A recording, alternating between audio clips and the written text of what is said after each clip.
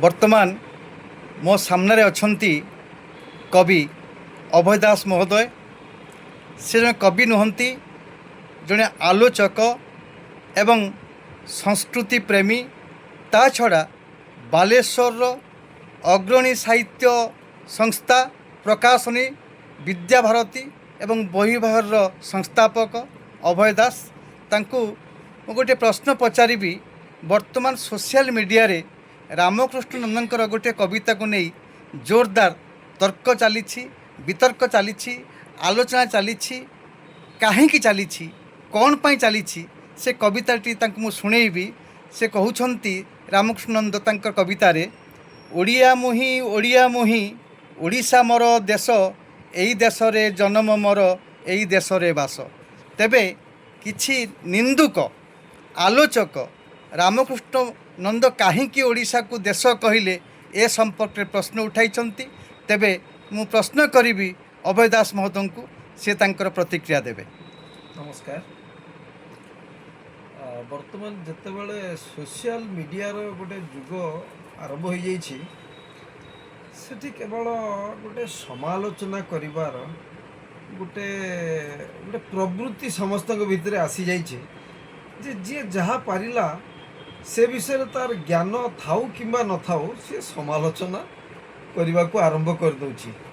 जेमती आपण कहले रामकृष्ण नंदनकर जो कविता उद्धार कले एवं देश रो अर्थटा को से माने केवल गोटे दिगरु जानिचंती जे राज्य देश विश्व, किंतु देशर प्रकृतर अर्थ होची साहित्यिक जार सारस्वत दिगरु तार अर्थटा होची सेटा गोटे अंचल, गोटे भूखंड, सेटा गोटे राज्य ही पारे, सी जोटा कि राष्ट्र बा देश ही पारे बा विश्व ही पारे। जमती कि आमे कहू जे देश जाई से फल खाई। एटी कौन देशर मानेटा कौन केवल भारत बा देश, जो अंचल को तमे जीव से अंचल सहित तमे खाप खुईकि चलो, से अंचल सहित तुमर संपृक्तिटा को तमे स्वीकार करिवो। एटा हला कथा।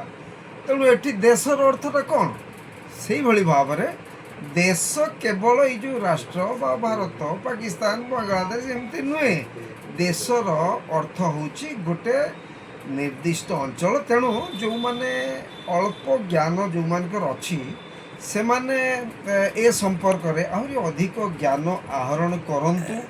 बहुत उदाहरण आपण साहित्य रे मिलिबो जे देश को को माने कौन कौन भाव में कहिचंती। तेणु मु संक्षेप में कहबी जे से माने निजको टिके संशोधित करंतु, अध्ययन करंतु।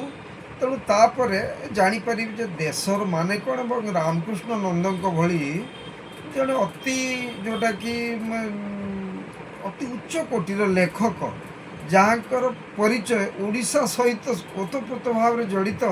राम गोटे समय जो प्रति स्कूल रे जते बेले आमर प्रार्थना हुए तांकरी आहे दयामय विश्व बिहारी जो कविताटी ताकू प्रार्थना आकार रे गान करा जाए समग्र ओडिशा रे, तांको एभली भाव में निंदा करिवाटा भूल होइचे।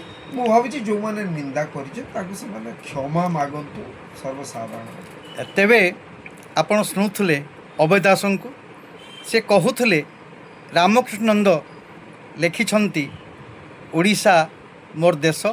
से बुझेइले जो माने प्रकृत रे कविता कौन, कवितार कलाकर्म कौन, तार तत्व कौन, तार नांदनिक दिग कौन जानी नाहंती, सेमिति से माने एमिति एक गोटे पटे गोटे आरोप करेंगे। तेणु आपण मैंने से निवृत्त रुहतु। सी होती प्रणम्य कवि रामकृष्ण नंद। तेबे धन्यवाद कवि अभय दास महोदय।